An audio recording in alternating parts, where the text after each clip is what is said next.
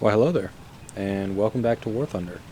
I'm Corny Swiss, and today we're using the replay system, and that should explain why. The day I played this, I did not hit the record button, I think, once. And it's because early on in the day when I did hit the record button, things like that would happen. I hit a bump in the ground and it knocked my driver out. But anyway, in this game, it's a realistic battle on Carpathians, and I'm driving the Panzer IIIN. Now, the Panzer IIIN was the tank I decided to do a majority of the grinding for one of the M8 missions, which, by the way, I managed to catch up with now, so now I'm right on the button, and hopefully I'll be able to finish them all off. And the 3N, I felt like it was the most effective choice because I didn't want to go to 3.7 battle rating with the 3M and the 3L, which would normally be my go-tos, but I just felt like they were getting beasted and feasted by Shermans. And I wanted to do this all in realistic battle to shorten how many kills I need to get. So I decided, well, I'll do the 3N. It's difficult with the low velocity rounds, but it does have some heat shells that are pretty good, so we'll do that. And this game is the culmination of that long and arduous effort to finish that mission. This is the last game I played to finish the mission, and thank God. This was a tough one. I considered going to arcade battle and trying to just grind it out in arcade because realistic wasn't doing anything for me. But, you know, patience is a virtue, and if you're persistent, good things will come your way. So I'm pushing over here towards, this is a break game mode. So some of our team have gone to defend our cap, we've gone to attack theirs, and we're actually going to get here. Well, my teammates have gotten here first, but there's a enemy steward sitting in their cap circle, so we're going to get over here and plant a shell or two into him and ruin his day, shorten his game for sure, and boom, he's dead.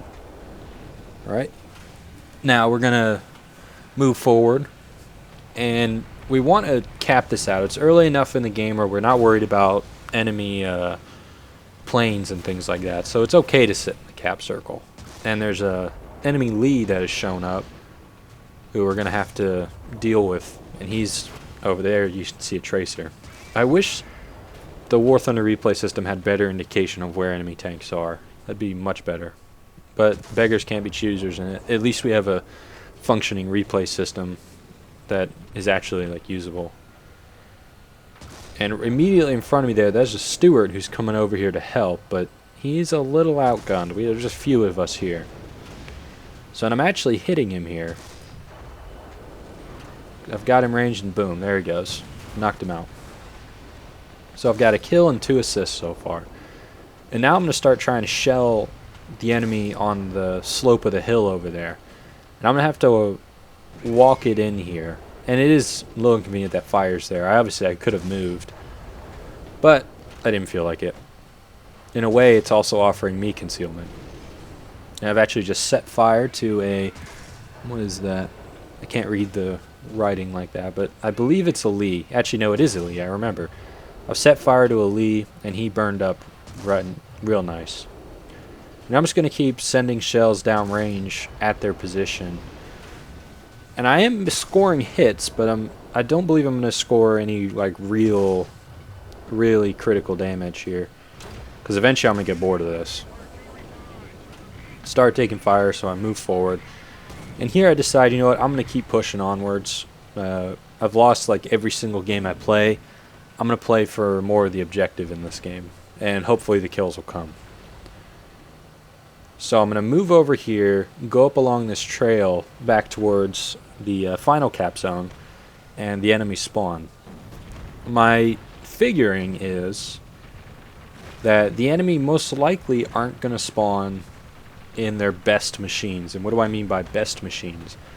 So if they took a Sherman out first, well, their next machine is probably not another Sherman. It's probably a Stuart or maybe AAA or something like that. So maybe I can feast on them as they come out of the cap circle. Or come away from their spawn through the cap circle. That Stewart got a little bit of the good news there, so he's taken out. Didn't get the kill on him, but I did get an assist for it.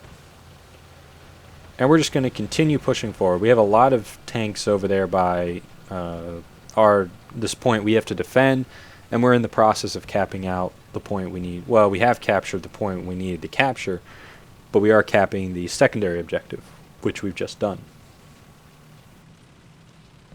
Now this arch, I remember for a while, didn't used to be here. Honestly, I never drove over this part of the map very much. Didn't like being over here. But we're going to come up over here, and lo and behold, there are enemies. There's lots of Stewarts and gun carriers, like the AAA there that we just knocked out, no problem. That's kill number 4, if I can read. And here's another one, and he's gonna get it. There we go. No problem. And right here, they just sort of lined up, which is always nice. I can't remember. I think I needed 7 kills to finish the mission. I needed 14 kills, and because I'm playing realistic, every kill is double, so I needed 7 to complete the mission. And we're almost there. And while I was playing, I was thinking, dear God, just please let me get all these kills I need so I can stop playing this tank. It's not that I don't like the tank. I think it's a good tank. It's just I was just fed up with playing it because I'd probably played it 10 or 15 times. And I never like playing a tank that much. I always have to switch it up and play something else. And the flak truck is pelting the front of my tank. I saw an interesting suggestion on Reddit that said, what if when you receive a hit, it simulates like a deafening noise, like, you know, because your crew, when they get hit, obviously their ears would be ringing probably. And I agreed with some of the people who pointed out that those flak trucks would be extremely annoying, because basically you wouldn't be able to hear for the entire game because they'd just be pelting the front of your tank. And they already do enough annoying stuff like knock out gun barrels and things like that. Or if you're in light enough armor, just straight up knock you out. So, yeah, I don't know about that one. It's a nice idea though, a nice thought. I like where that thought is.